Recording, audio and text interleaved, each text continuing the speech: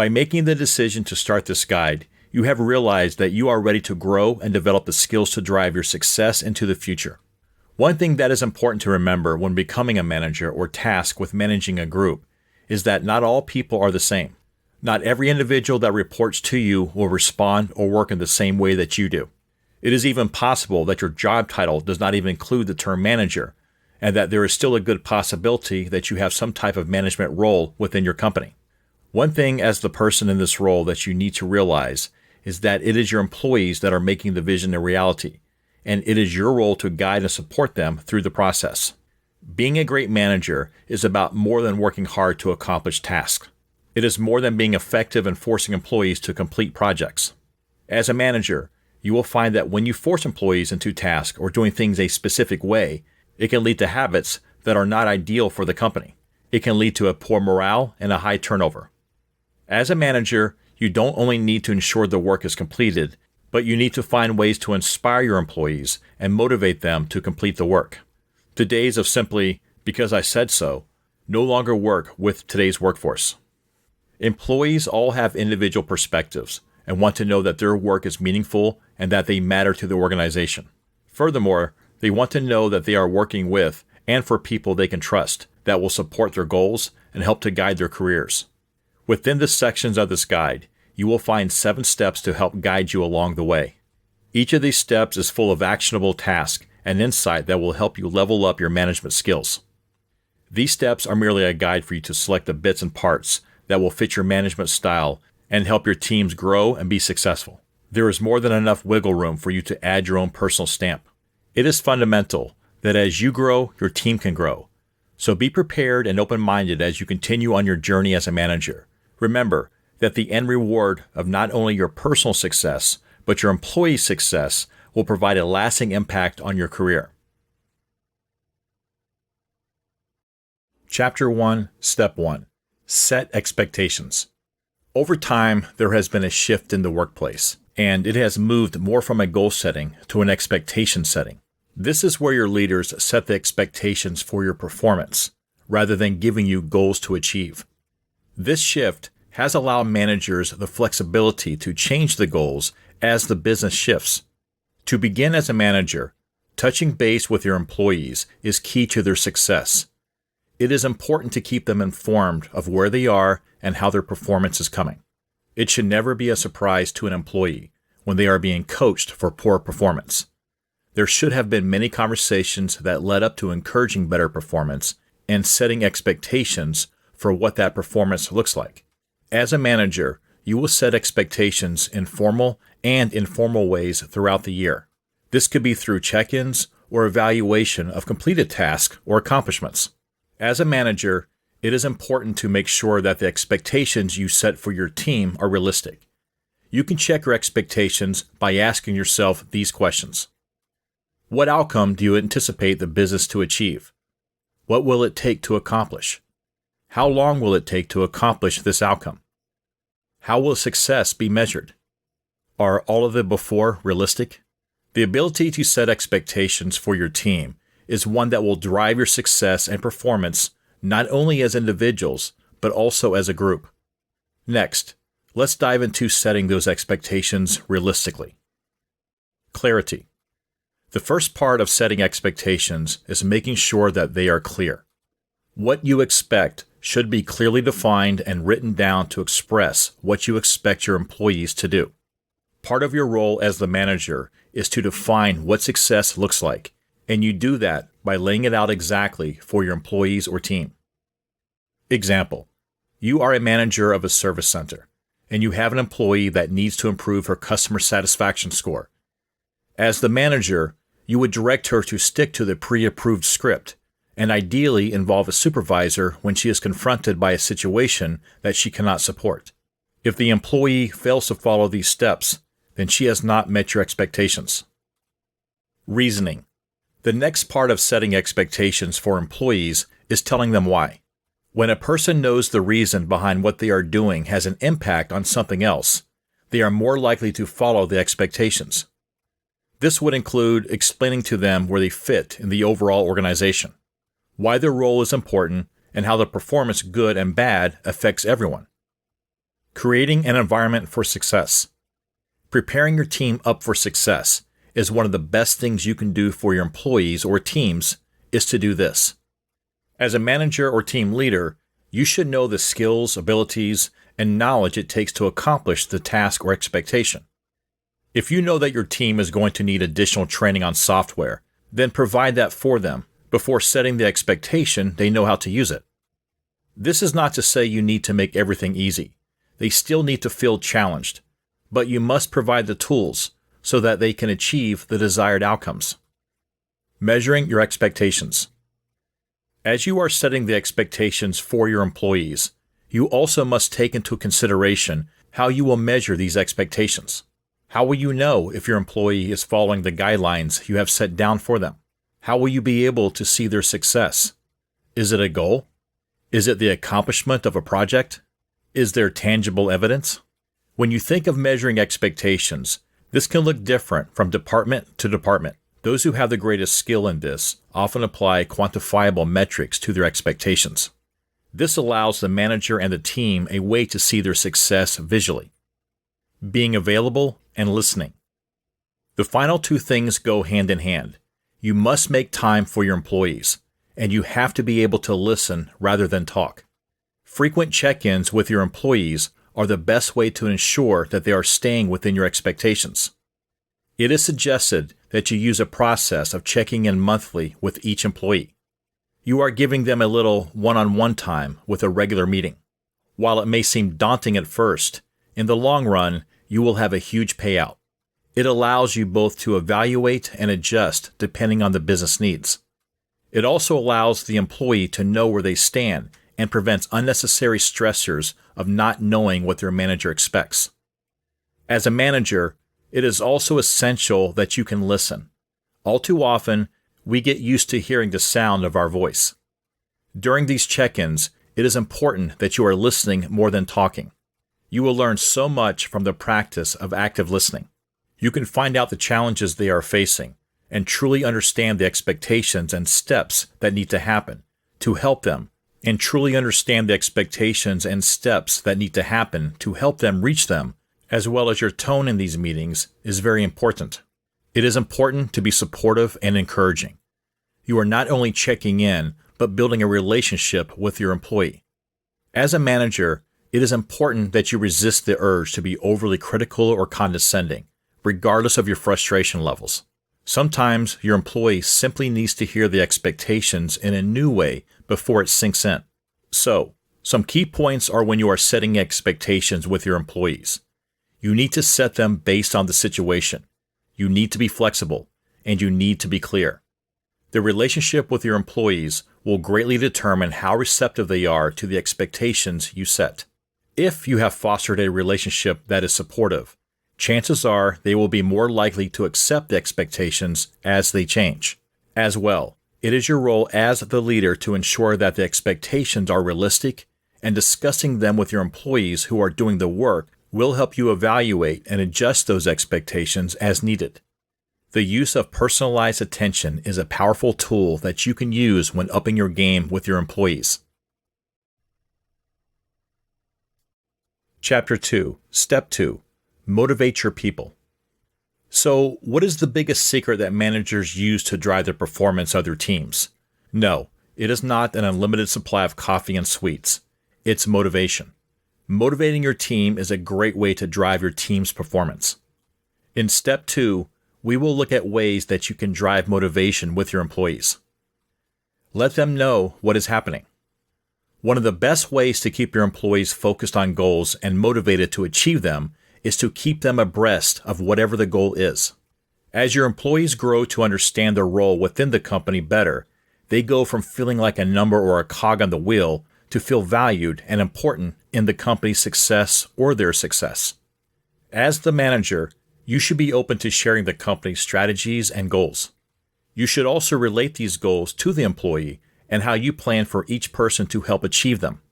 Additionally, as the manager, you should also prepare employees when the company is facing adversity or problems and help develop ways that in each position they can combat the issues.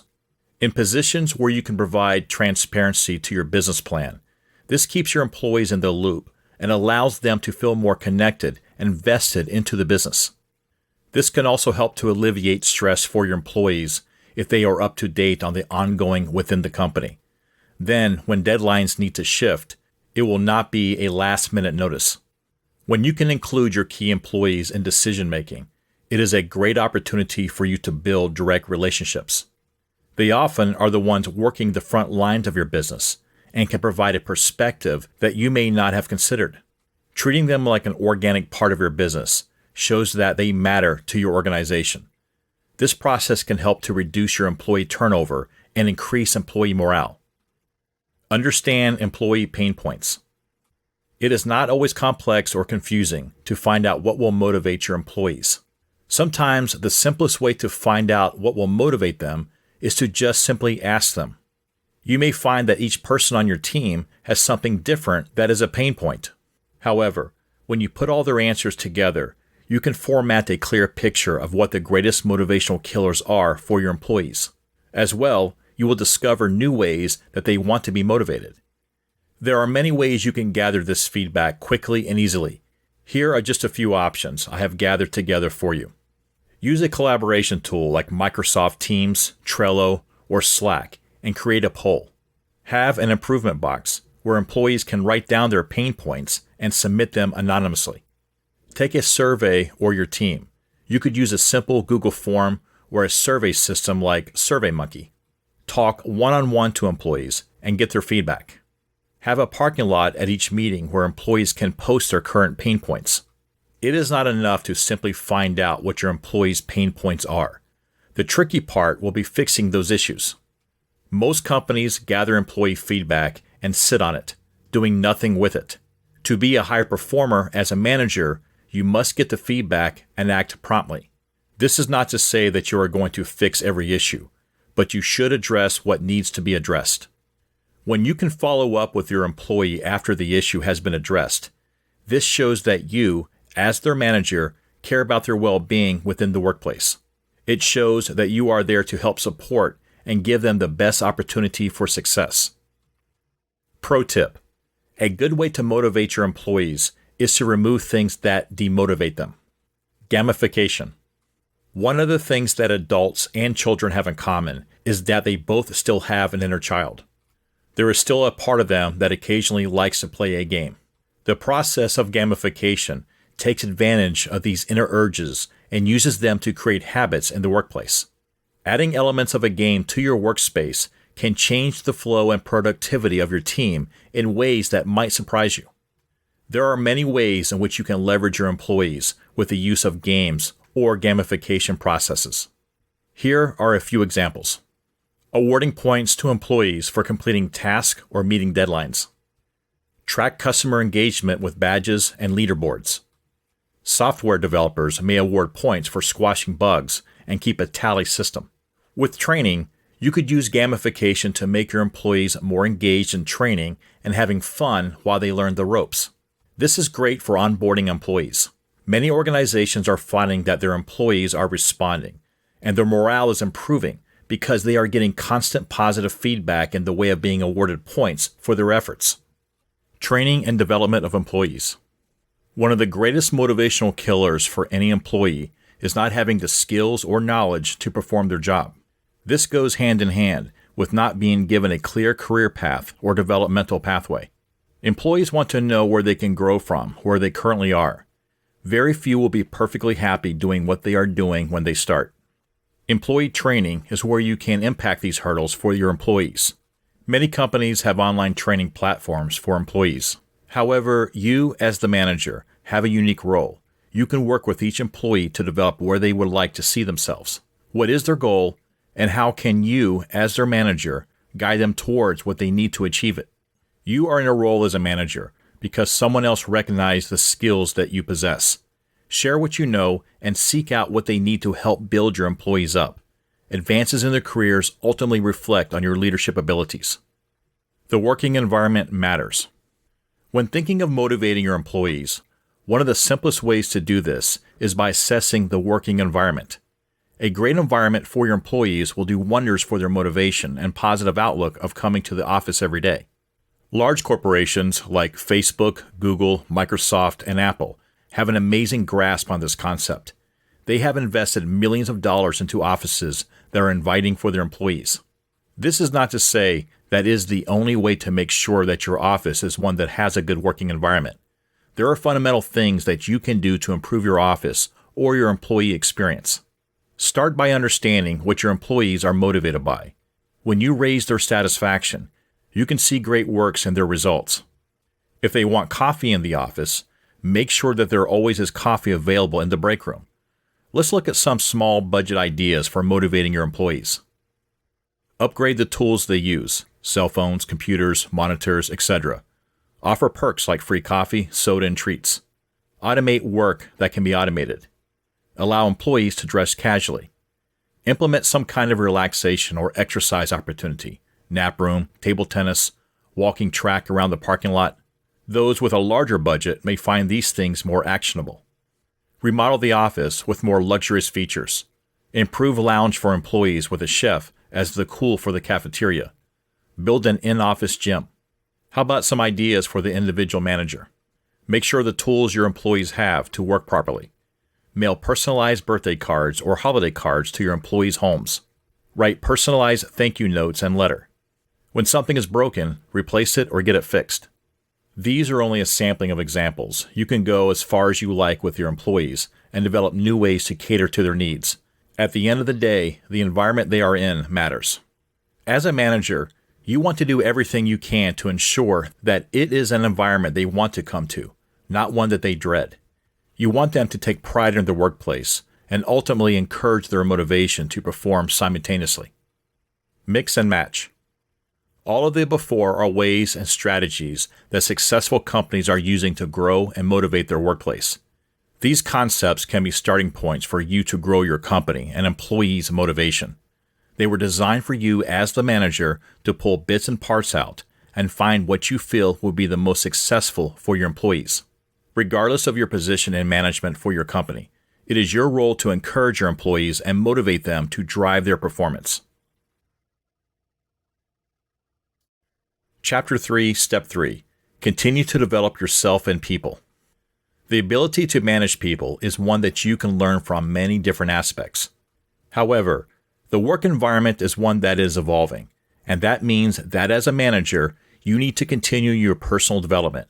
You need to assess and develop skills that will help you to grow and find the best of your applicant pool. A true leader is one that is determined to master their management skills and has a courageous spirit that inspires others. Through this step, we will look at ways in which you can leverage your development to improve how you manage people. Recognizing potential. In many instances, companies have the talent already available, but the company does not have the ability to fully develop it. Failure to recognize this talent of prospective leaders from within the organization can have dire consequences. It can result in high turnover and low employee morale. It is staggering to think that more than 51% of managers feel disconnected from their organizations, and of that, 55% are seeking opportunities outside their organization. This can be quite a problem for managers developing teams or as a manager yourself. The process of losing top people could mean that you now have to go on the hunt for new potentials, and that process can get very costly very quickly. This is why it is important for managers to be able to recognize talent and grow internally when they can. Through recognizing your internal potentials, you already have a history. You have built a foundation that they already are aware of, what the company stands for, and where they fit. So the objective here is to turn that potential employee into a success, to prevent your talent that is just under the surface from walking right out the front door and to the competition. So how do you, as a leader, recognize those who have potential? There are 8 core competencies that are most critical for those who have the greatest success. Result orientation. Those with this skill will fundamentally strive to complete tasks and assignments. They are specifically driven often to redesign practices for greater efficiencies to transform better results. Strategic orientation. Those with this skill understand how the current situation affects the plan or greater goal for their organization. They develop ways to have the greatest impact with a strategic focus of what the corporate strategy is. Influences and collaboration. Those with this skill often engage in supporting colleagues and establish ways for collective collaboration. They are often sought out by their peers for collaboration and partnerships. Team leadership. Those with this skill take an active role in motivating their team or partners when collaborating to perform at high levels. They are vested in developing high-performance culture and excel at directing work or explaining the reasoning behind why a specific task is supportive of the goal. Development of others. Those who practice this competency are the ones who are encouraging others to grow and develop. These people see the benefit of building the team or department to develop a culture of continued success and are focused on growth. Champion of change. Those with this competency are actively supportive of any change within the organization. They understand that change is fundamental and has the potential to drive and motivate better processes. Market awareness. Those who have this competency are aware of what is happening around them. They acknowledge changes that happen in the marketplace and within their internal environment. They understand that there may be emerging business opportunities and work to transform and shift strategies they can at their levels. Inclusiveness. Those with this competency embrace the belief that different views can provide insight into situations. They use a diverse practice to strategically increase their skills and practice inclusion of all within their position. However, it doesn't end with just these competencies. To find those who are aspiring for more, you need to check if they fit within the motivational checkpoints. These checkpoints include: are they curious? Do they seek knowledge, experiences, and welcome feedback from learning opportunities? Do they look for insight? As they perform, do they gather information and offer solutions to problems? Are they engaged? Do they communicate and connect with the other people in the workplace? Are they determined? When facing a challenge, do they seek ways to find solutions, or do they withdraw? Do they bounce back when faced with adversity? It is possible to assess those with potential through a review of their experiences, work performance, and through conversations with their peers, bosses, and direct reports. This is how you can move to solidify if they are those with the potential to do more. You evaluate the person's strengths and weaknesses. How do these align with the likelihood of the individual's success in the position? When it comes down to it, finding a way to develop your internal leadership is a cost-saving method for your company. If you can develop talent within, and they can take advantage of the possibilities, you can turn valuable employees into invaluable leaders within your organization. Developing your employees. Managers who possess skills have never been more important to companies than they are currently. This is not because employees cannot function without direction, but because a manager plays a role in the organization's talent pool. The days where employees had long-term expectations for employment are gone. Companies that employ exceptional managers attract the best candidates. These managers are the ones who drive performance, engage their teams, and ultimately retain their people. They are skilled at maximizing opportunity and play a role in contributing to the success of the organization as a whole. In contrast, those managers who are poor often become a drain on the organization and do more damage than good. Those seeking employment at all levels of skill are not simply looking for a position, they are looking for opportunities for growth through development and learning. They are seeking out perspectives that make these objectives part of the company's growth strategy. This is not to say that they expect formal training, but some sources have said that on-hand training and challenges are also ways in which job seekers are looking to develop. This is why, quite often, those with direct reports are key to the success of the individual's growth and development. This is because they will have the first-hand viewpoint of available challenges and opportunities for learning. As well as the manager, you play a large role in the retention and turnover of your reports. The leading reason that people quit their jobs is because of their relationship with their direct manager. It is not desirable to work for someone who has no interest in your development or well-being. All too often, employees fail to tell their real reason for leaving in fear that they will burn a bridge with the organization. The most common thing said in exit interviews is that they left for better opportunities. However, when these same individuals were polled later, it was found that the majority of them left their previous employer because of issues with their direct supervisor. As a manager, it is important to take a good look at yourself and ask yourself if you would want to be your employee. So, no matter where you stand today, you can start growing now. One of the best ways to develop your people is through coaching. This can include coaching for success in their daily work, as well as coaching with their career development. When your employees feel you care enough to see what their goals are and help them progress towards them, you are building a trust relationship. As you can provide learning opportunities for them, you empower that employee to grow more and more. As you grow into a great developer of your employees, you will find that you are able to expand their focus. You can move out from how to get your team to perform to how I can get them to grow. The highest performing managers out there know that when they get to the point where they can focus on growing, the first part of getting the daily task comes naturally. This is because the employees want the challenge, they want to grow, they want to develop new skills. Their job becomes exciting. Top-performing managers often look at the ways that they can harness the strengths of their employees. What are the employees' passion and interest? Then how can I mold that to be valuable to the organization? Once you can link these strengths to the organization's performance, you can help the organization to flourish along with enhancing the employee's work experience. The best managers ask, how can we harness employee strengths, interests, and passions to create greater value for the firm? Systematically linking organizational performance and individual development goals in the search for learning opportunities and better ways to work is a hallmark of organizations where sustainable careers flourish. And this is not a question managers try to answer by themselves. Instead, they discuss it regularly with their team members. Let's look at some ways that you can stimulate that development and learning of your employees. Develop individual plans. Work with the individual to develop a career plan. Knowing what they want from their career and what their interests are can help you to develop a plan that meets their goals and motivates them to achieve those goals. Use quantitative metrics. Employees who know where they stand at any given time help to eliminate stress and uncertainty. It also helps them to feel a sense of accomplishment when completing a goal or objective. Make it more than a job. Provide your employees with opportunities outside their job functions to collaborate or contribute.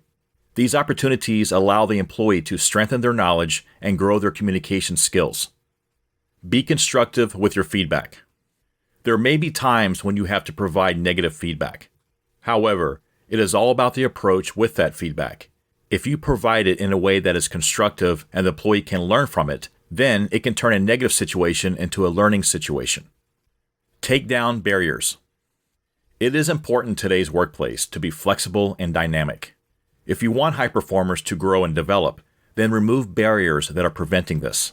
This could mean removing the cubicle from the office and having more of an open environment, or simply leaving your door open so employees know you are available for them.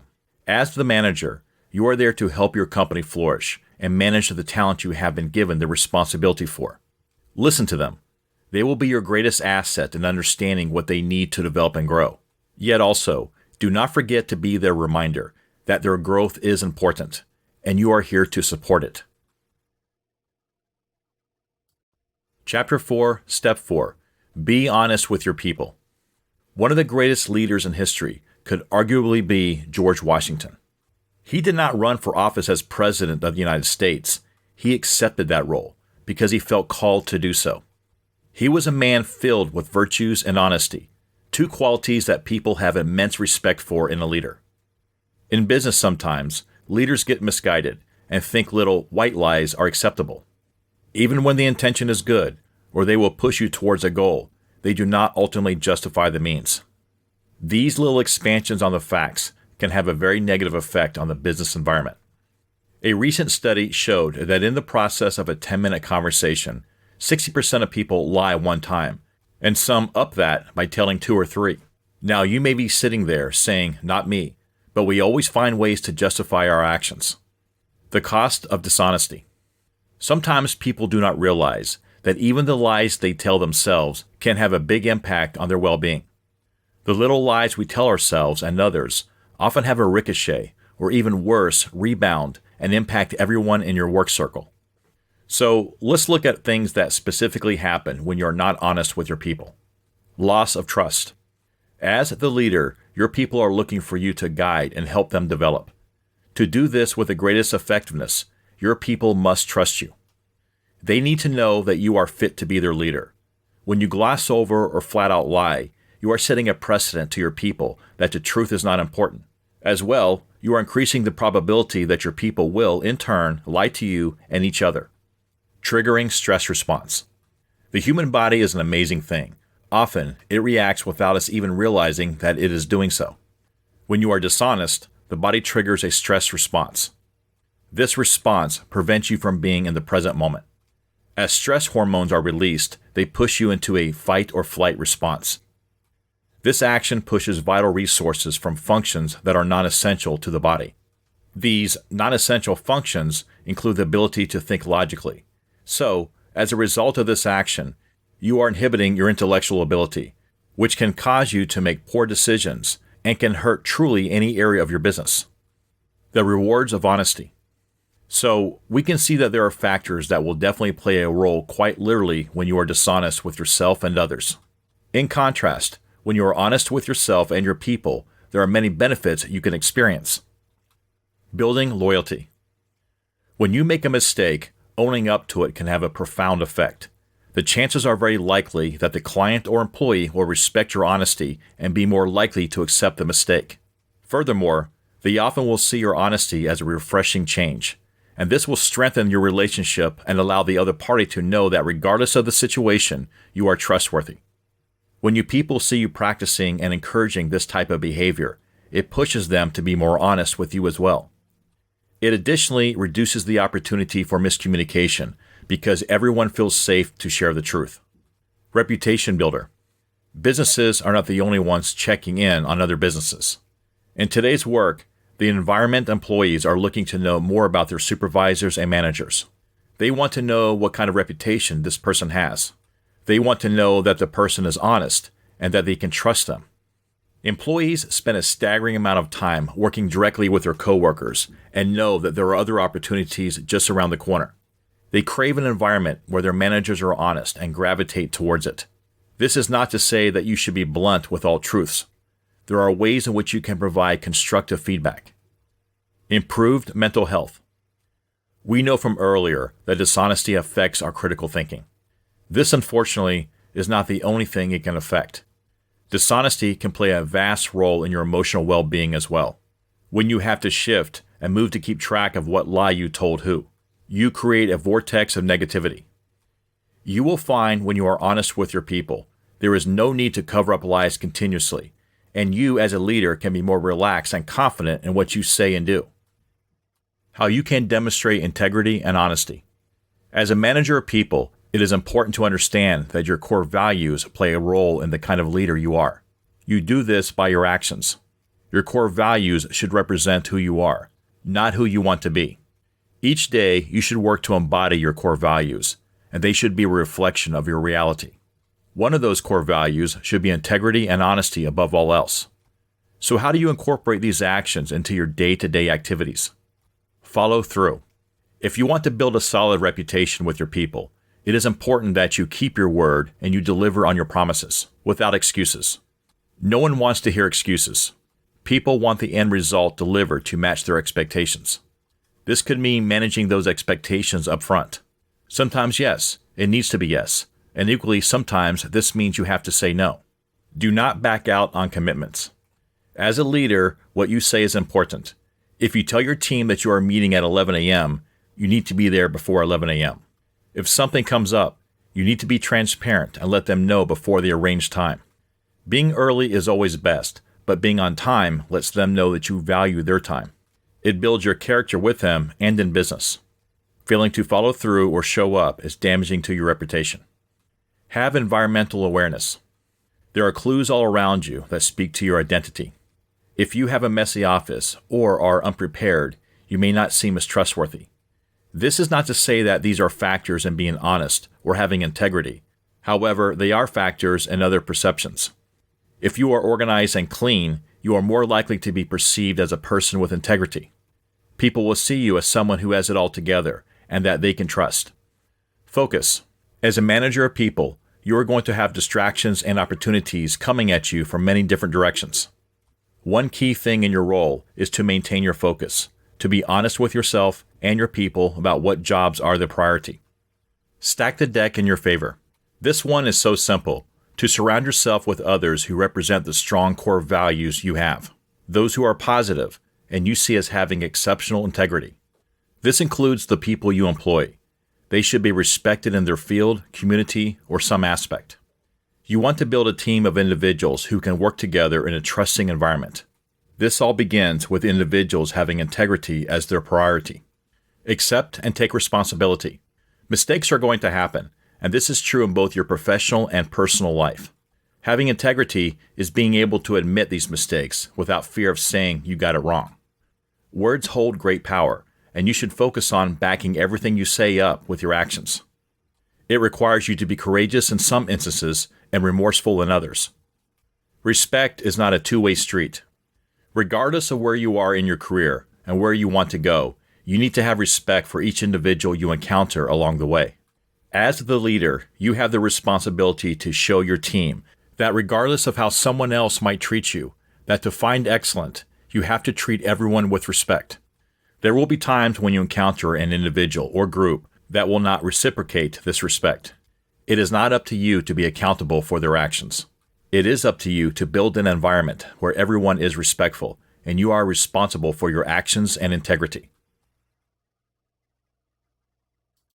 Chapter 5, Step 5, Encourage feedback from your people. When leading people, it is easy to get super focused on the results and discourage feedback.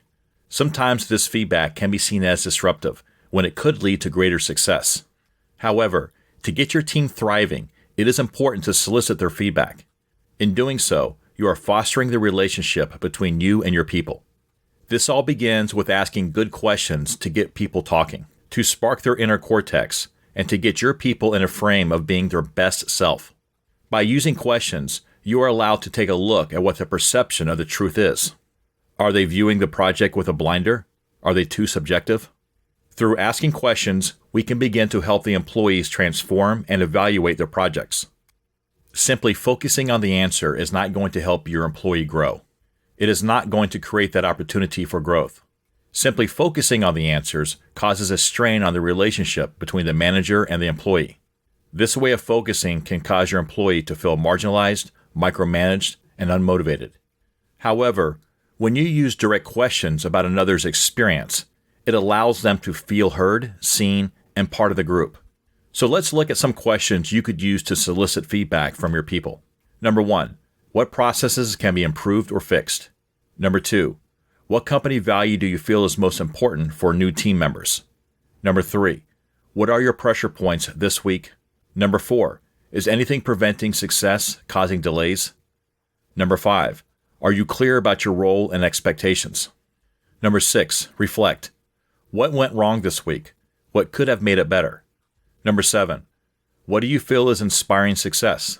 Number 8, what is the best part of work? When do you have fun at work? Number 9, has there been a team meeting where you feel you are not heard? Number 10, who do you want to connect with more on the team? The purpose of these questions is to build out ways to be them, simple or complex, and allow your employees to speak out. Encourage them to engage and keep constant thinking. When we fall too autonomous to our jobs, we lose out on different perspectives and become blind to potential opportunities for growth. As a manager of people, one thing you need to understand is there is a shift in how you will manage. Highly successful managers act more as coaches for their teams and employees. They want to grow their employees, and one of the goals as a manager is to help them do that.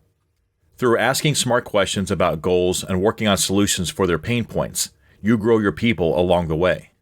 Simply just working hard no longer holds the same impressive status it once did.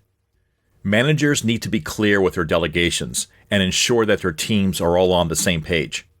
As a manager, you will have all types of people, introverts, extroverts, specialists. You can potentially work with brilliant people, and you need to find ways to interact with them that will not create discomfort.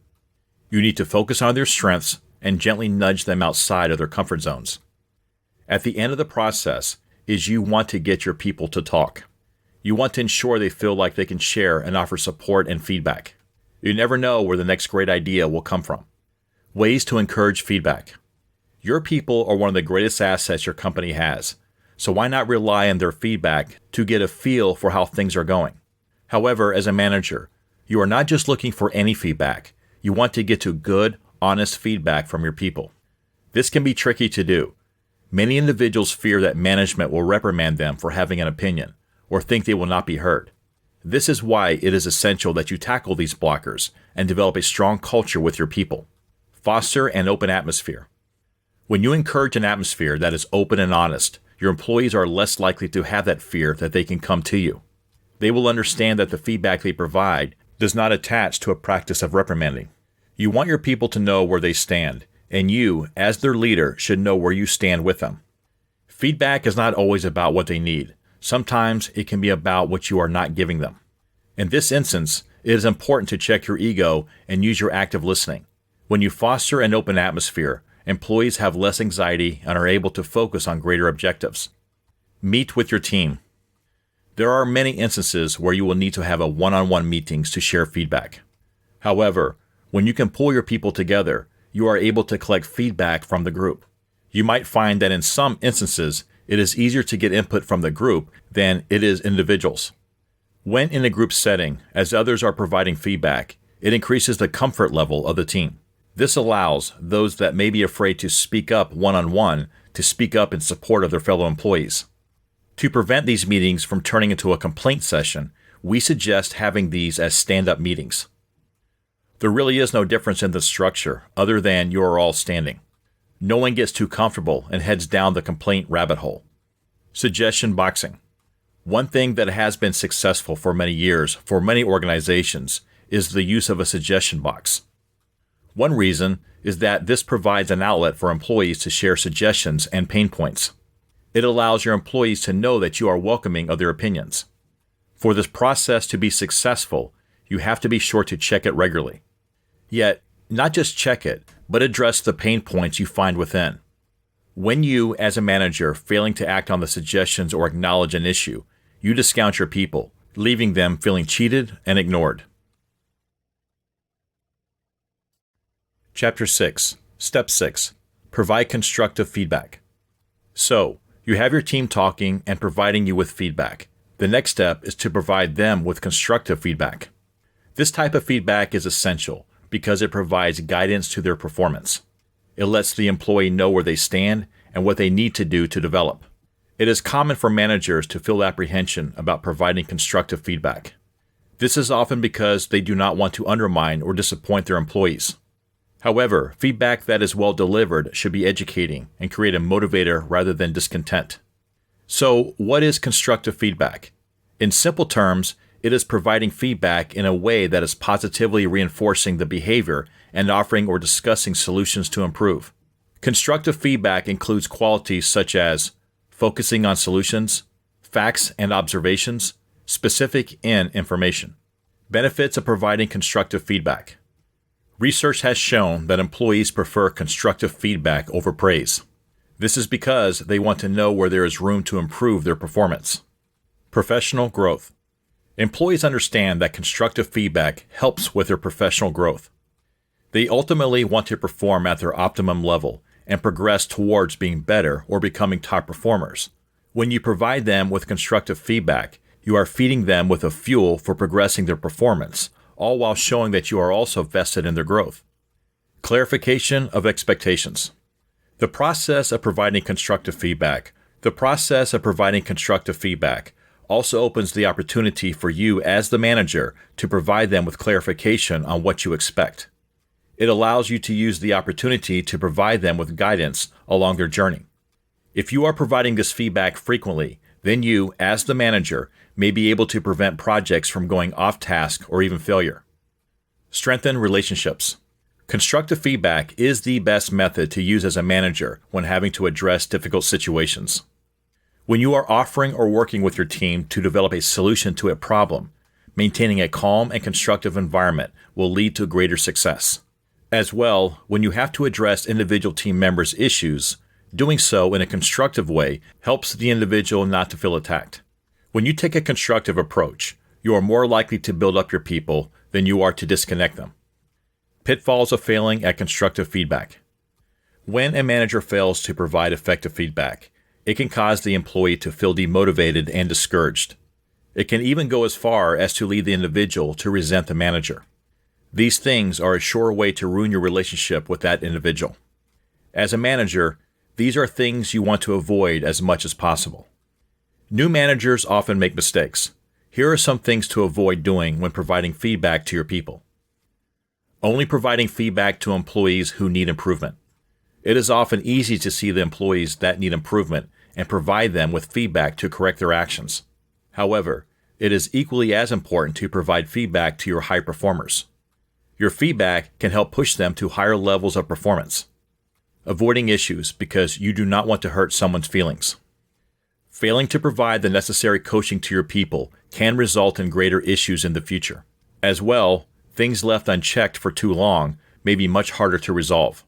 Remember, you are providing constructive feedback, so try not to worry that your feedback will be met with negativity. Remember, your role is to help guide their performance.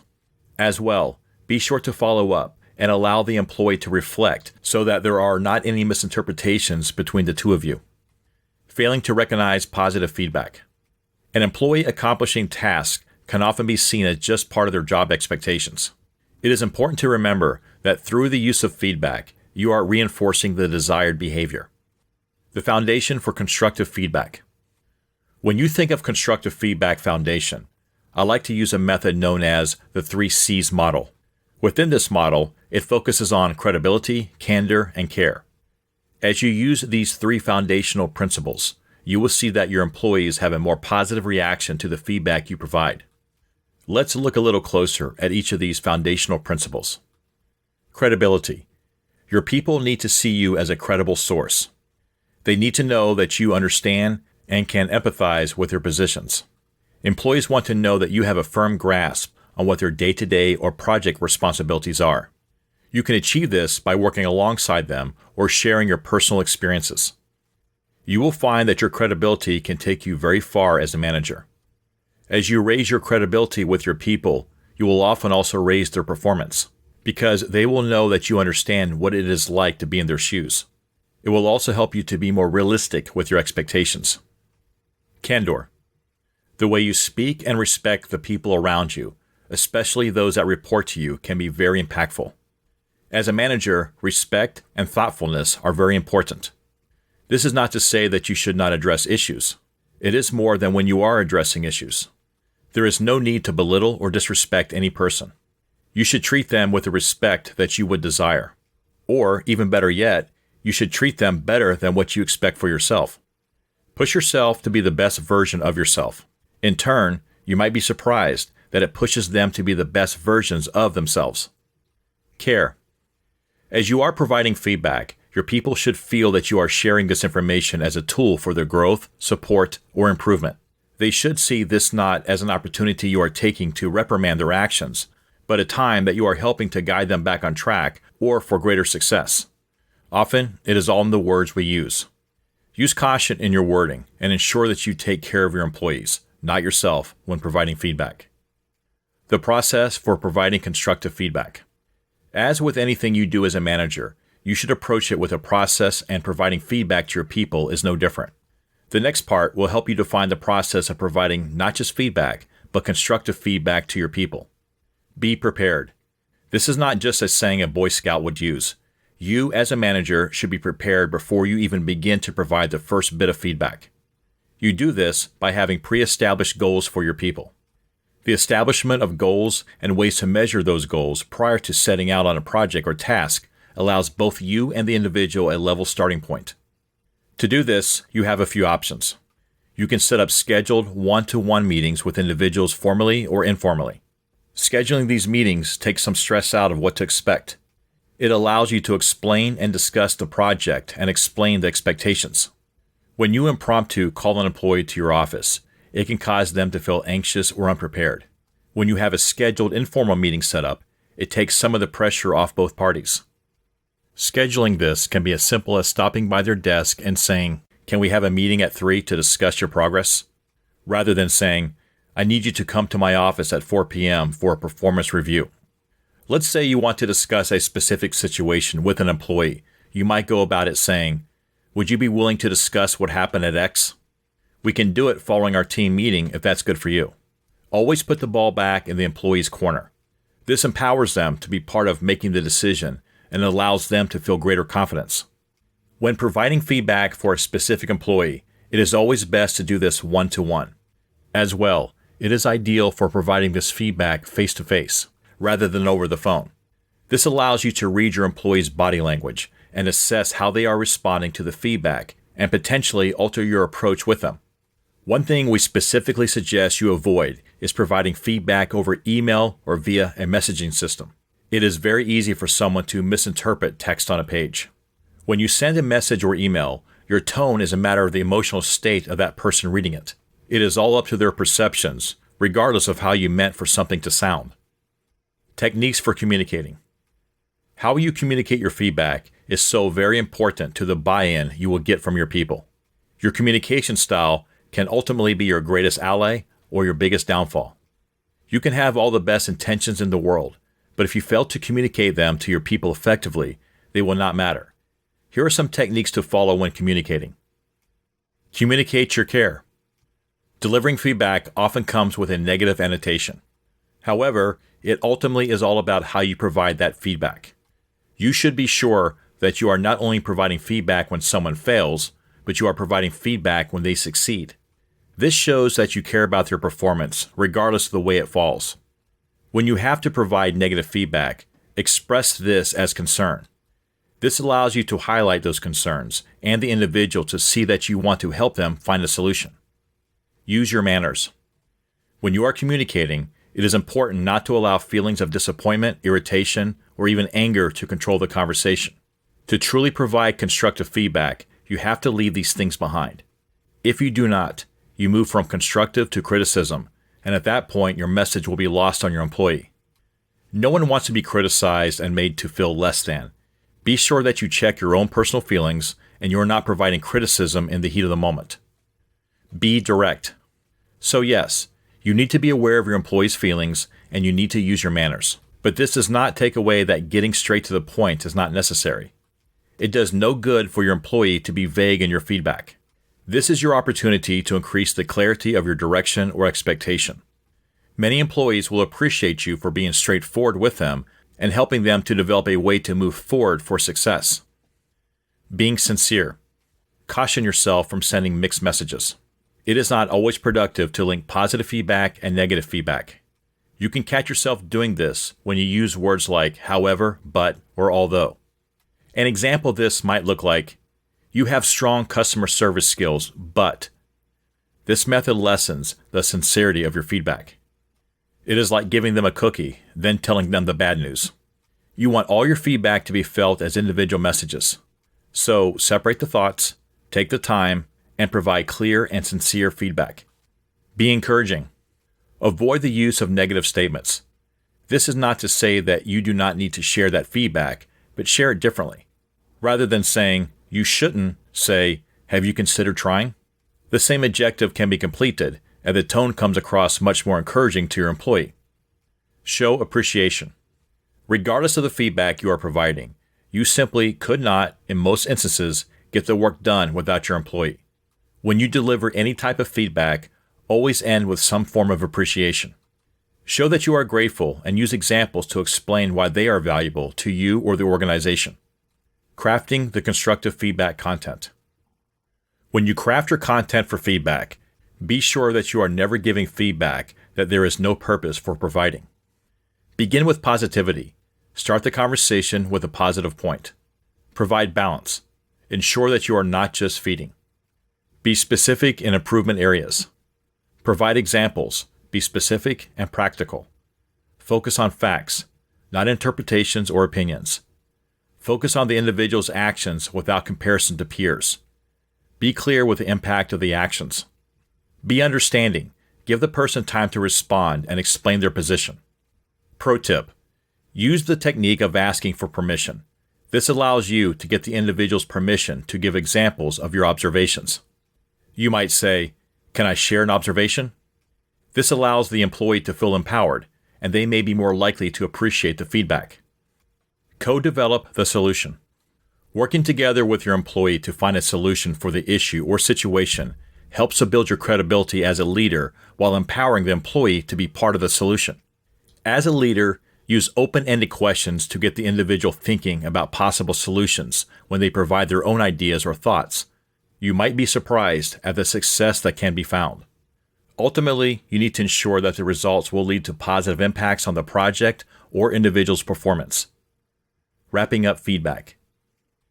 As you close the meeting, it is important to summarize the key points and restate the goals that were defined or altered during the meeting.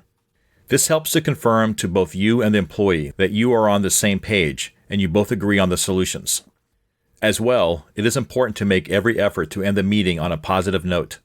One way to do this is to end the conversation with something you noticed that they had done positively. This allows an employee who may have had a productivity issue to leave not feeling negative, but encouraged that they can move forward on the new goals that have been set. Timing reviews. The frequency and timing of reviews is another important thing to keep in mind as a manager. When possible, it is a great practice to schedule regular meetups so your employees become accustomed to receiving feedback. It also provides you with a way to track their performance and growth throughout the year for their annual reviews. If you simply are only checking in at annual review time, this can slow the process of growth for your employees and ultimately stagnate your own growth as a leader. When you can provide frequent feedback, you are more timely with areas for improvement or encouraging positive reinforcement of behavior. The longer you take to provide feedback, the less value it may hold. You want to provide feedback when situations or success are fresh in their minds. You want the feedback you provide to be valuable, or it simply is just a waste of your time and your employees' time. Chapter 7, Step 7. Celebrate success and learn from failures. As a leader, do you make it a practice to celebrate your team's efforts? Do you celebrate the success, or simply celebrate the spirit of your team, or the improvements that you have made? There are many reasons why you should recognize your people and their success, if you are not already. But it begins with defining what success looks like. If you are in sales, it might look like a year-over-year increase in revenue growth. If you are in customer support, it could be a customer satisfaction score increase. You do not have to only measure success by increases in sales or efforts over long periods of time. You should, in contrast, celebrate success whenever a goal is achieved and at every opportunity you can. Allowing your people to share their success stories can help to grow, not just them as individuals, but also other team members. These stories can spark inspiration and desire in others. The successes they have may improve workflow or employee experience in ways that others did not consider. Take, for example, a call center employee who consistently has exceptionally high satisfaction ratings as a result of the flow she uses to deal with questions and follow up with clients. Her efforts have proven to be effective by allowing her to share her success and using positive feedback. Her workflow could change the entire call center and increase the productivity of everyone on the floor. Allow her to share how she came up with the idea. This is an excellent way to celebrate her and reinforce her best practices with other team members. Success sharing. The process of sharing successes can strengthen teams. However, you also need to ensure, as the manager hat, your team is not perceiving it as an opportunity to show off. This is not a situation where you want one team member to feel less than just because they are not at the same level as someone else. It is about increasing the value of all. When using success sharing, it is necessary to reinforce that these successes make the team overall better and should be used to strengthen the team. The goal is to motivate and improve performance by using a process of positive feedback. When the team is supporting each other, the morale of the team increases. Allowing peers to recognize each other also reinforces feedback that you, as a manager, are giving. This helps the people to feel that they're important and valued and that their opinions or observations matter. When individuals receive feedback on their investments, they have made with their time and efforts, and this can boost their self-esteem. By sharing a success story, you not only are lifting up that individual, but you are encouraging everyone to recognize that they have value. You create a culture of feedback and gratitude. Through this process, you increase motivation, and employees are more likely to continue to improve and grow to push beyond what they think they can do. The process for sharing success stories. Think of a success story just as you would any other type of story. You want it to have an impact and inspire people to develop and achieve their own goals. Here are some things to focus on when helping your employee to develop their success story to share. Focus on the useful content.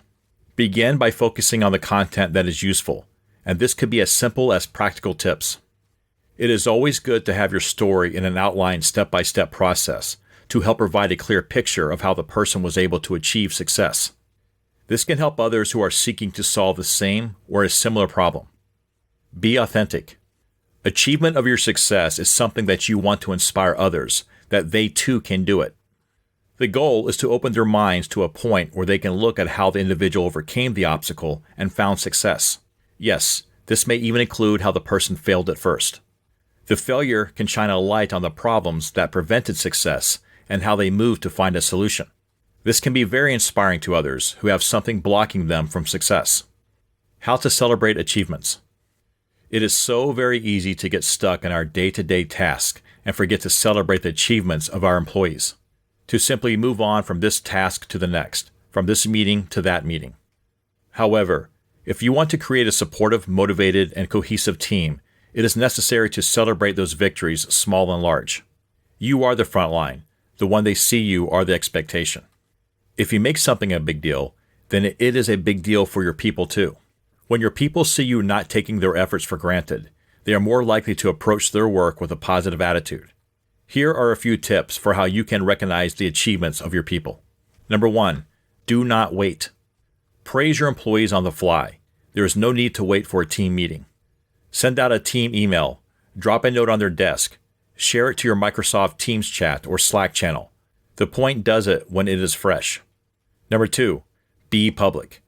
Recognizing an individual in public can have a great impact on the morale of your entire team. It is a great tool to use in building an individual's self-esteem. Number 3, gifts. Okay, you do not have to go out and buy something extravagant or drop a bonus. I mean, you can if that fits in the budget. However, simple things like a handwritten thank you go a long way. The cost of the reward is not always what matters. More often, it is the fact that you recognize the effort and success.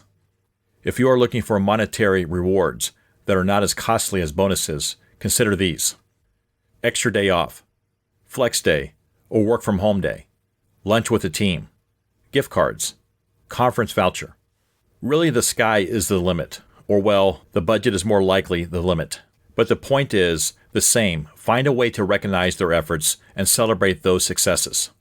One key thing to remember is when the reward is personalized, it means so much more. It shows that you are not simply celebrating the success of the organization, but the success of that individual. You are making an effort to find out what is important to that individual, what they like, what they are passionate for. Growing from failure. Failure can be one of the best teachers you will ever have. It is not a secret that many learn from our failures. If you have ever picked up a self-help book, then you know that this is true. Yet, the idea of failure is something we are inherently afraid of. We move into a mode of conservation, where we only do what is comfortable and do not push our boundaries because what if you fail? We accept that good enough is okay, that there is no need to reach for greatness. However, to truly shift yourself into greatness, you need to be ready to fail. You need to grow from those failures and overcome them. There will always be adversity in the world, and how you learn and grow from that will make you and your people better at what they do. So, as a leader, it is part of your role to set this expectation, to remove the negative stigma around failing. To change the view that failing is the end to failing is just finding one way did not work.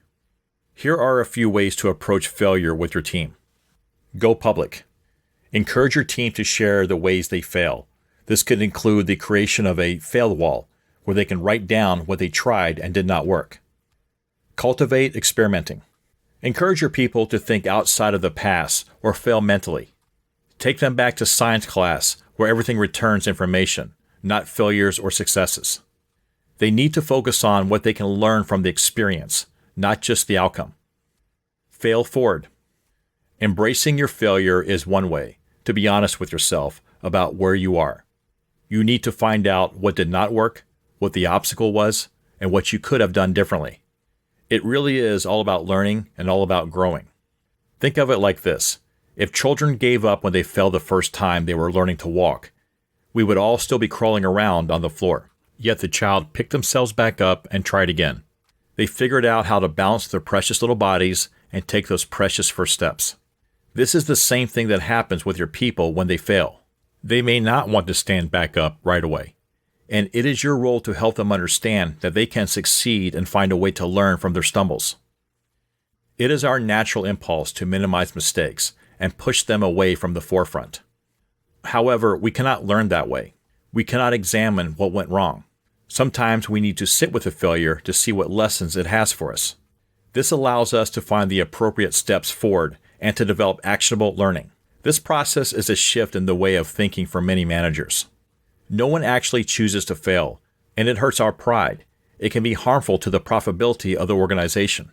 However, if we can learn and overcome these failures, we can better pivot to prevent future failures of the same kind.